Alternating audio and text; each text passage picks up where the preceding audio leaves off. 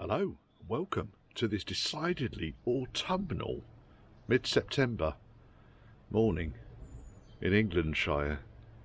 In this episode I'm going to be talking about putting a Pertronix electronic ignition system into one of the Lucas distributors that's used on the Rover V8. And enjoy!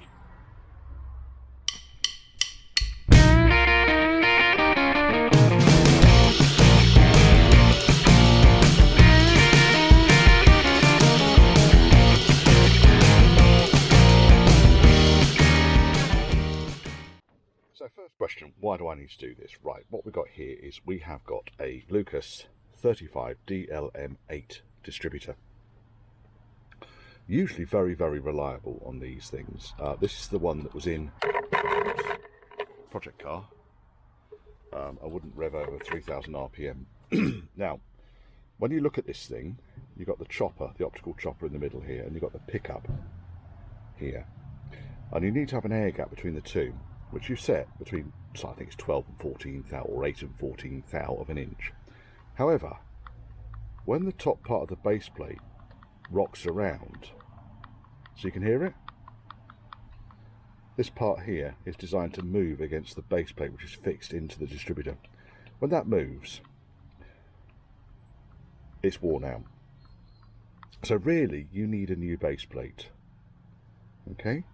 Now, I don't think these base plates are available anymore. I'll have a look at this one. I mean, none of this stuff's rubbish. I will tear this thing apart and have a look at it. I spoke to Martin at Distributor Doctor, because after a whole world of faffing around, I put a points distributor back into this car. This is a 1971 Range Rover. Points distributor, of course, it fires up beautifully and it runs right the way through the rev range. No problems at all. Happily guzzling fuel. Spoke to Martin at Distributor Doctor. Can we get in close there? Distributor Doctor, there we are. That's who I buy the stuff from, because you guys always want to know. Distributor Doctor, he's on the internet, there we are. Website, distributordoctor.com. And there's two options, basically, because I've got piles and piles and piles of distributors. I can go for a 35D8, which is the points distributor, which would have gone in this car originally on the Rover V8. And this one's been adapted for a, I think it's a illumination system. It's got this original base plate in there. So I could have gone for points and condenser on this and adjusted them, or, as my customer wanted, go for the Pertronix setup. So what we basically got here is we've got a base plate with the igniter, and then we've got a 1.5 ohm flamethrower coil, which matches up to that. These coils don't work with kind of normal, so they go as a matched pair, as I'm led to believe. So, now we know what the root cause of the problem is. We know that this thing, while it's not complete junk, it certainly could do with some work on it. I'm not going to go down refurbishing this one. I'm going to build up this 35D8 distributor with the flamethrower and igniter. One of the advantages of this setup, if you've got the 35DLM8, DM8 I should say, distributor, you don't need the ignition control module, ignition amplifier. You don't need that. I can go back in the box. So let's start with stripping this thing down and getting all of the unnecessaries off it. Come on, you bastard. Come on, you bastard. There we are. Vacuum, advanced module, base plate. Dismount. And then in the bottom of the distributor here, we've got the mechanical advance bob weights, which you can see are working beautifully. I might give it a quick clean out. Could really do with a bit of a quick clean out. So let me get that, because there is a fair amount of crap in there, and we don't. While we're doing this, we might as well do it properly. That'll do. Wonder wipes. A little bit of gloop that I get from Auto Smart. Works wonders. Look at that. Clean as a whistle. I'll do the job. Right, okay, let's get this thing together now.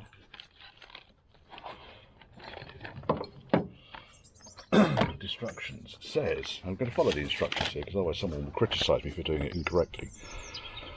Clean all dirt, corrosion, blah de blah de blah. Place the igniter breaker plate down onto the distributor, making sure you align the vacuum advance arm with blah blah blah blah blah. Right, okay, let's assemble this thing first of all. So we've got magnets, we've got the top plate and the bottom plate. Now that needs to go over this side, I would assume, because otherwise it's not going to. So we've got like a big flat edge on here. There we go, that will work there. Now let's just double check that that is in line now with where the vacuum advance is going to come through, which is that hole there. And yes, the screw holes line up in here, so we know that's correct. That's fine, so I'll put the screws in first.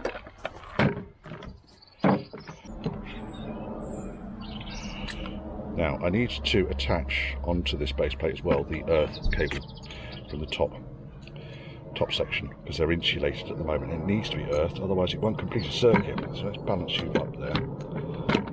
Let's be really cat-candid. Put that screw in there. I put all the screwdriver bits on my head. When I was cleaning away I had a tiger. What a tit.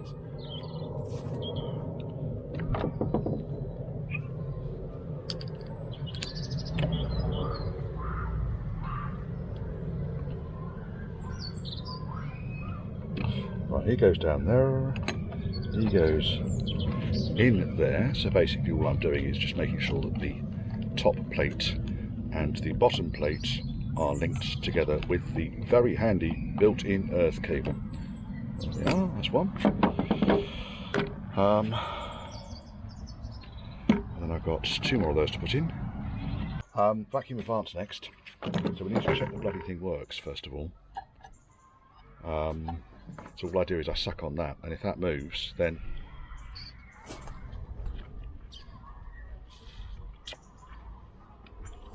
it does. I can't breathe through it, so that's good. It's a good one. Put the grommet for the vacuum advance back in the distributor body. Put the vacuum advance through the hole and hook it onto the pin on the base plate. There we are. Put the two screws back in, securing the vacuum advance onto the side of the distributor body. If you want a nice shiny new vacuum advance, then go and get a nice shiny new vacuum advance, but this thing works, so I'm not going to change it. There we go. Now the base plate's now attached to the vacuum advance, so this will rotate as it needs to. Now we can put the grommet in, so we know how much flex we need inside the distributor.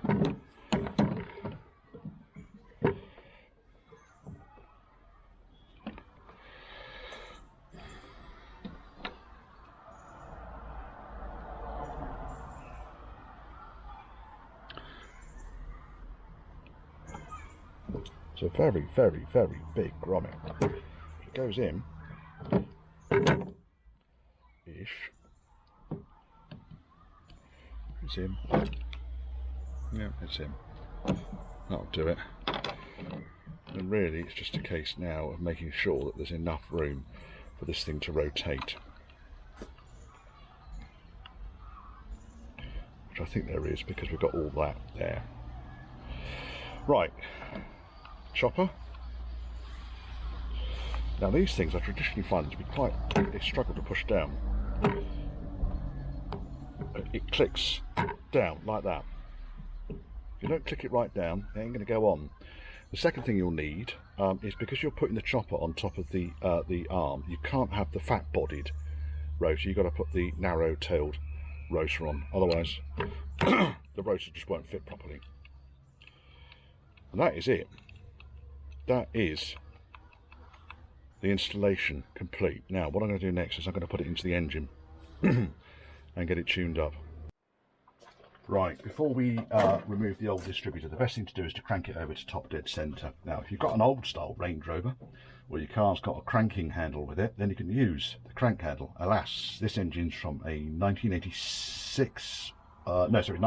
Discovery 3.5 EFI. It was what was available. So I don't have the crank handle dog on the front of the crank pulley, so I'm just using a 24mm socket just to crank around to top dead centre. I've marked on the crank pulley where top dead centre is, but I know that it's more or less where that mounting screw is there on the base plate. That's more or less top dead centre for the firing position for the first spark plug. Right, let's balance you back over there so you can see what is going on. Right, cranking round.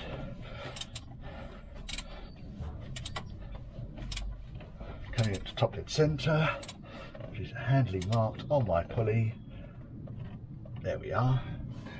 And that's as if to prove a point.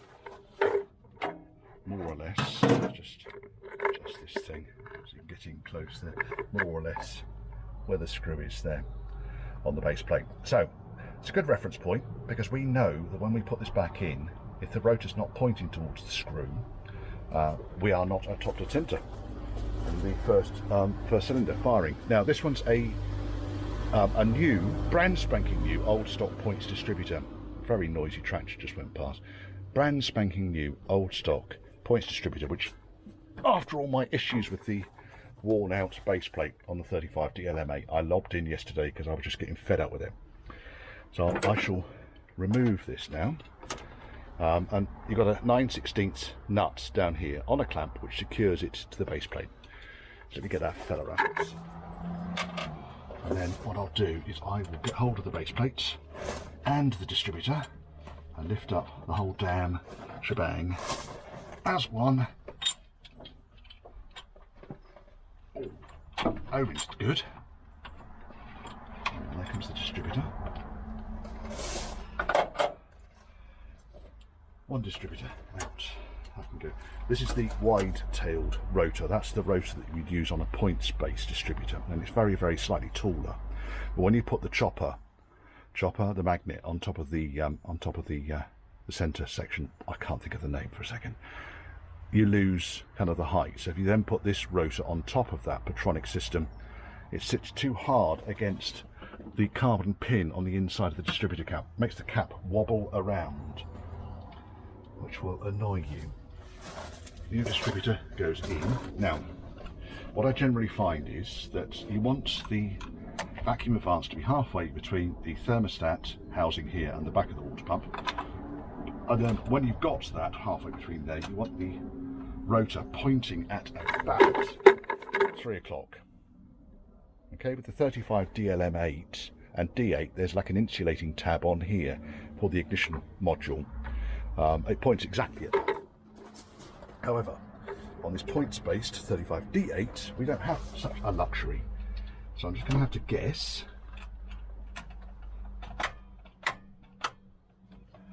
Not quite. That went. Perfect. So what we've done, distributor's gone back in, rotor is now pointing directly at the screw. I can move the distributor around. Okay, so I've got the movement in order to set the ignition timing, but that at the moment is top dead centre. For the distributor installation, now I've got the cables to sort out. So here I've got the original wiring which I made up for the brain's going blank, ignition amplifier on the 35 DLM8, but obviously I'm not going to be using much of that. What I really need to do here is to wire these two wires, so the black wire goes to the negative side of the coil and the red wire goes to the positive side of the coil. There you go.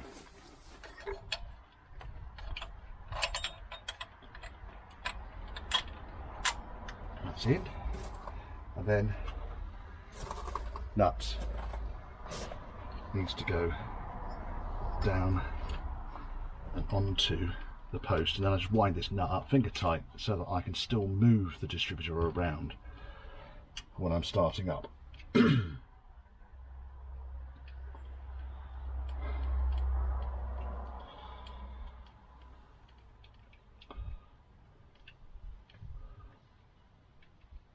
It's a faff. It's a faff. It is a faff. There we go. Is it going on? It's going on. I say, just messing around, fiddling between two fingers is a pain in the arse. Alright, and then for first start, before we do the ignition timing and everything, really all I want to do is to position this bang in the middle. So the rotor is pointing directly at the screw, and we've got equidistant between thermostat housing, water pump. It's a good place to start from. Obviously when we're doing the ignition timing, we want to set this thing to the sweet point, but generally around the 5 to 6 degrees before top dead center mark does it, but it really does depend on that sweet point. Look at that beauty. Flamethrower, it's hot. Application: replaces most canister type coils and distributor type inductive ignition systems not suitable for capacitive discharge or distributorless systems. 1.5 ohms, suitable for 8-cylinder engines. There you go. Maximises the energy and reliability over the full RPM range. 40,000 available volts. You don't want those up your left arm, I tell you. Enables larger plug gaps for greater fuel efficiency, more power. So that's the other thing I will do, is I'll widen the gaps out. I think on mine, I've done them in the past. I've done them to 35 thou, but we'll see. Delivers and average, or maybe an average of 15% more spark energy and voltage, legal in 50 states and Canada, fits most OEM brackets, blah de blah de blah. Yes. Look at that. Exciting stuff. Google them. Like I say, I get these from Distributor Doctor. So, no commercial link to the man. He's just very, very, very good at selling me quality kit that works out of the box. Nothing much in here apart from the ignition coil and a very, very, very basic installation. Now, it's a bit fatter than the old one, so it's going to have to open this clamp out even further. Let's hope I don't have to go up to the suppliers and get a longer screw. I might have to, you know. Bastard thing. So there you go. If you're going to do one of these, get yourself a longer screw. God's teeth, that's a mile out. What does it say about that? It says in here.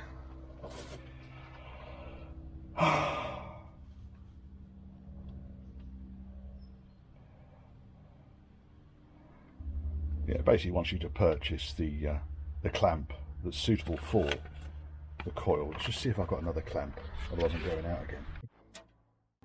The clamp did fit. I didn't have a bigger one, but with a little bit of adjustment on the clamp, I've got it to mount into place. I will need to get a longer screw, because this screw just ain't cutting the mustard. It needs to be about 1 inch longer than that. Very long screw. But as you can see, the flamethrower is in place. You may not be able to see it because the top hose might be in the way. There it is.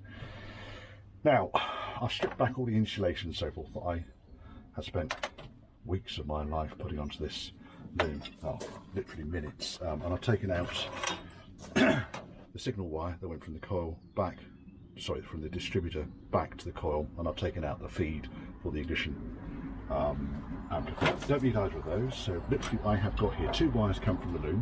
One is going to be a positive ignition control feed which goes to the ignition coil, and the other one is for the tacho, not the tacho bell. Right, let's feed now my insulation sleeve over the top of this lot, save me binding it all again. It's just a heat proof sleeve that I use. It's very useful for this kind of application, especially as it's running directly above the exhaust manifold. I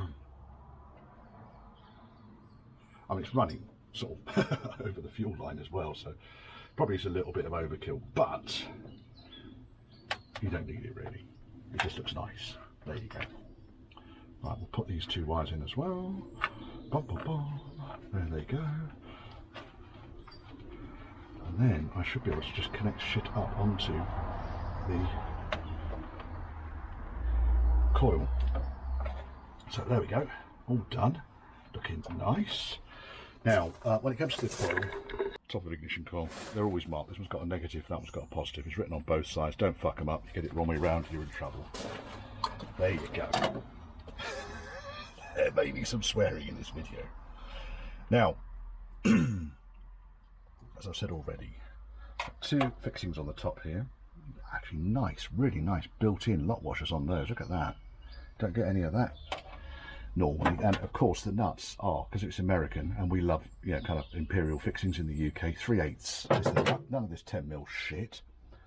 Battery's still disconnected. I have now got a positive wire from the ignition which goes onto there. I might need to shorten that just a little bit.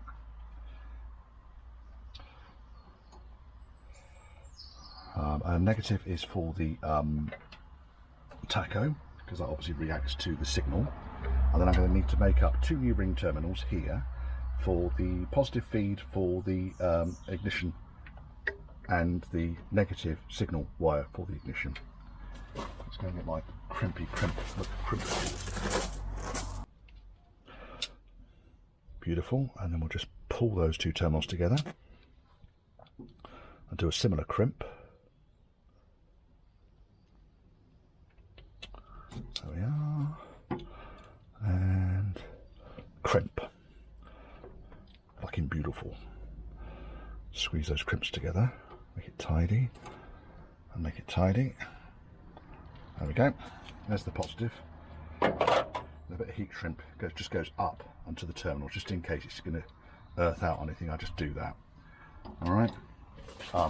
Patented shrink wrap shrinking tool. Oh, you bastard! You let me down now. Oh, let's go with my other special patented. This one's the 2021 patented shrink wrap tool because it's grey, not black.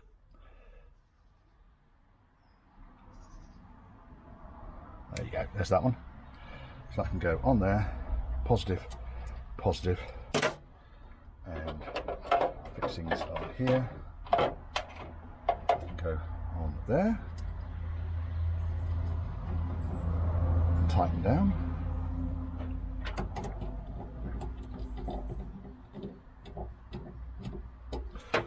We've got negative and negative. Just double check, double check, double check. Keep it, you know. Can't check enough times, chaps.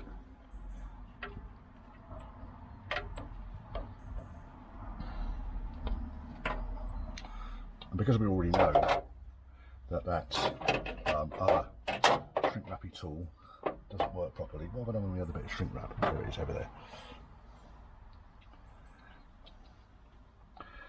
Where are we here? I shall use the bigger tool.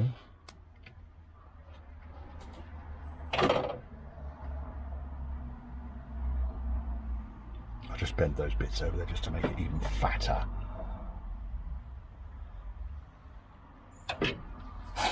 And this style of crimp tool, you have to kind of like squeeze the crimp together first of all. You can see that was quite successful, and then flip it over and punch the crimp inside out. And the extra length on the handle here is really helping me. And then all I then do is just squeeze the crimp together. Okay, I could buy a tool that does that in one action, but that's 40 quid. It's going to save me, what, 12 seconds.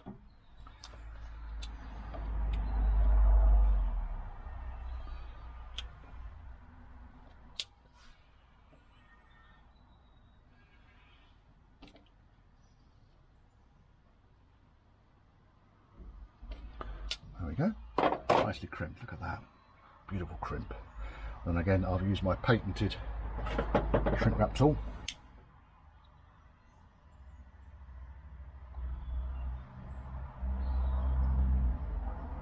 Beautiful.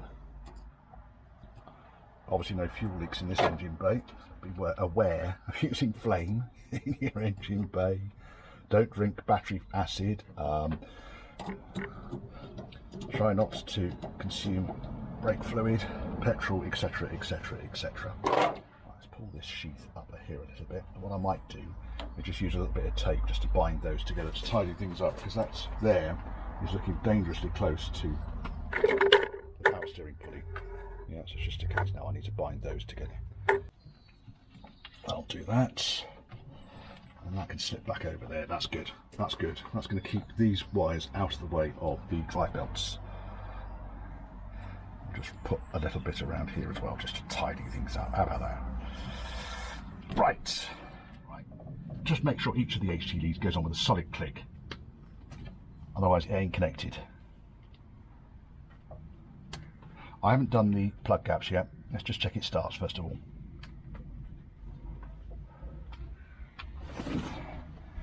And then we'll push these in here, thus, nice and tidy. King lead goes down and onto the top of the flamethrower.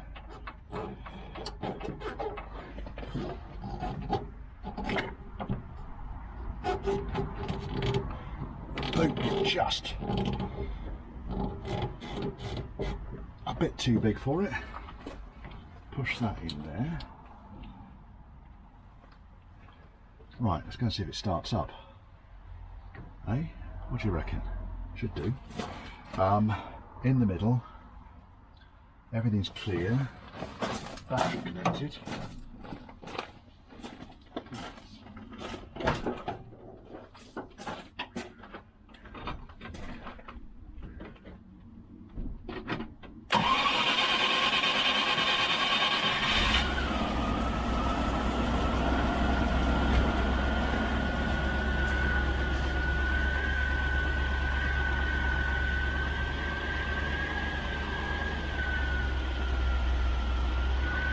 Right, get straight now. Right, plug one. Powered strobe, so it just needs a bit of power, positive, negative, etc.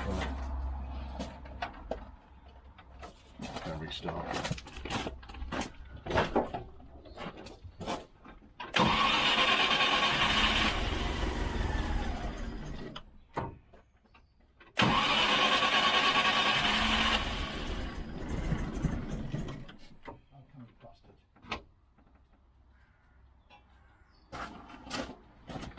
I'll tell you what's happened here. It's a silly one. I was fitting a radio yesterday and I didn't have any fuses here, so I borrowed the fuse off the electric fuel pump. There you go, 2 cock-ups, 1 video.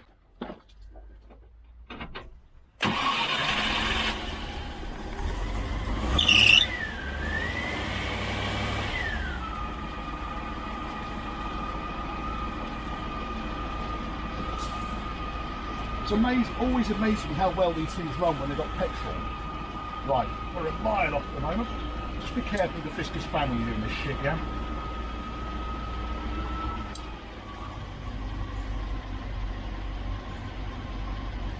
That's 12. That's top dead centre. That's 3. That's 6. 9.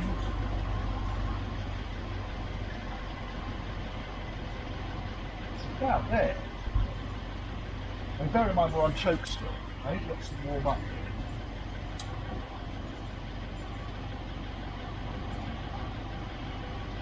Right, what I'll do is I'll switch off and tighten up the fan.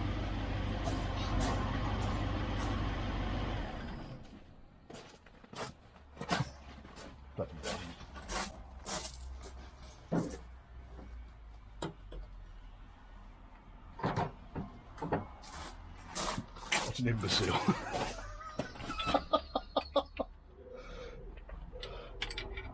Well, at least it's fused. Oh dear. Now obviously when I was doing the ignition timing I didn't have the vacuum advance installed, but I will double check that. It's operation now.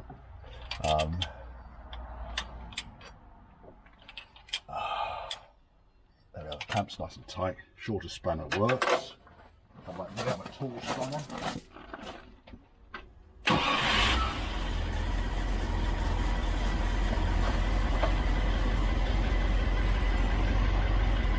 Yeah, that's nearly 9. I might be inclined to wind that back a little bit. Put back in the brass on. And I get to the throttle here. I should be able to, just about.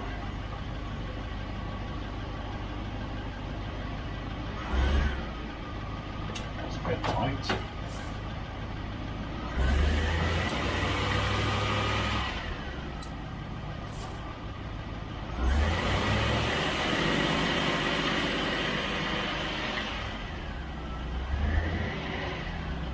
Yeah, that's quite sweet. Right.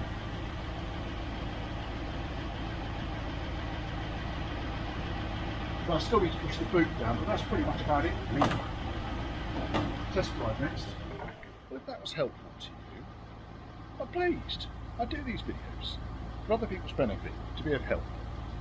If you fancy a donation to the channel to encourage me to do more of this sort of stuff, or just plain buying me a pint, then there's a PayPal meeting scrolling down here. Business inquiries, then contact me at churchhouseclassics. It's all one word, gmail.com. If you've got any questions, feel free to drop me a line. I'll put comments down below, and I'll do my best to answer.